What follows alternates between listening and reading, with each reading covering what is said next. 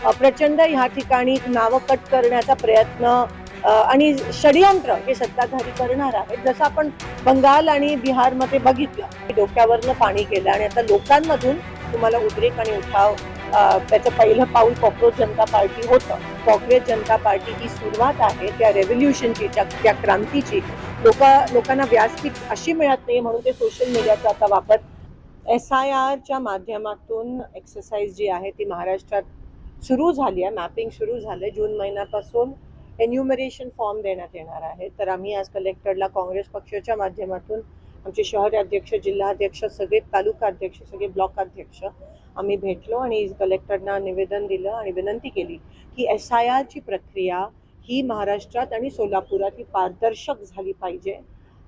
BLOज जे आहेत त्यांनी कोणत्याही दबावाखाली जो ऑफिसर नेमणार आहे, जो घरोघरी जाणार आहे, कोणत्याही सत्ताधारी पक्षाकडून कोणत्याही दबावाखाली न येता त्यांनी पारदर्शकपणे ही कामं हे SIR घरोघरी जाऊन केलं पाहिजे.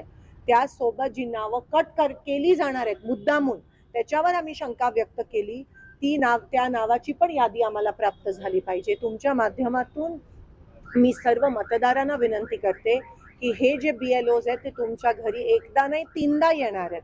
पण अशी पण शंका वाटते की जे विरोधी पक्षाचे मतदार आहेत त्यांच्या घरी जाणारच नाहीत.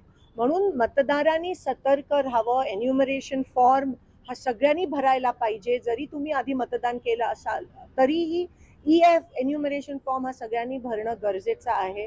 त्या BLOला सहकार्य करा. जर BLOनी दबाव आणला किंवा तुमचं नाव वगळण्याचा प्रयत्न केला तर लगेच आम्हाला तुम्ही आमच्या संपर्कात येऊ शकता. पण सगळ्या मतदारांनी ह्या बाबतीत सतर्क राहणं, दक्षता घेणं महत्त्वाचं आहे. आणि BLOज आणि कलेक्टरना विनंती करते की कोणत्याही दबावाखाली न येता ही प्रक्रिया अतिशय पारदर्शकपणे झाली पाहिजे. आमच्या पण BLAना सोबत घेऊन प्रत्येक ठिकाणी जाणं गरजेचं आहे. घरी जाण्यासाठी नकार येतात अनेक वेळेस. आणि दुसरं जे आहे की मतदार यादीमध्ये 2002च्या यादीमध्ये त्यांची नावं अनेकांची सापडत नाहीत. अनेक तक्रारी त्याच्या बाबतीत आहेत. खूप नावं जाहीर झाली पाहिजेत आणि मतदार यादी पण BLOची नावं जाहीर झाले, सगळ्यांकडे लिस्ट आहे, पण ती पब्लिकली वृत्तपत्रामध्ये ती जाहीर झाली पाहिजेत. त्यासोबत मतदारांनी पण सतर्क राहणं की कारण का प्रचंड दबाव येणार आहे. प्रचंड ह्या ठिकाणी नावं कट करण्याचा प्रयत्न आणि षडयंत्र हे सत्ताधारी करणार आहेत. जसं आपण बंगाल आणि बिहारमध्ये बघितलं. म्हणून जर मतदार सतर्क राहिला आणि आम्ही पक्षाच्या माध्यमातून पण सतर्क आहोत, पण आम्ही सतत प्रशासनावर पण दबाव निर्माण करणार आहोत. आम्ही प्रशासनाच्या सोबत आहोत. जर सत्ताधारींनी त्यांच्यावर दबाव आणला तर आम्ही तुमच्या सोबत आहोत हे तुम्ही विसरू नये, असं एक आश्वासन कलेक्टरना ह्या ठिकाणी आम्ही देतो. कांद्याचे भाव जे आहेत ते कुठेतरी घसरतात. कांद्याचे भाव घसरतात, पेट्रोलचे भाव वाढतात, डिझेल आता पेट्रोल पंपवर बंद करण्यात आलं आहे असं मला आज बरेच शेतकऱ्यांचे फोन आले. काही ठिकाणी त्या ठिकाणी फक्त 500 रुपये 2000 रुपयाचं डिझेल भरण्याची परवानगी देत आहेत. त्यासोबत खत पण त्या ठिकाणी बंद, शेतकऱ्यांना मिळत नाहीये.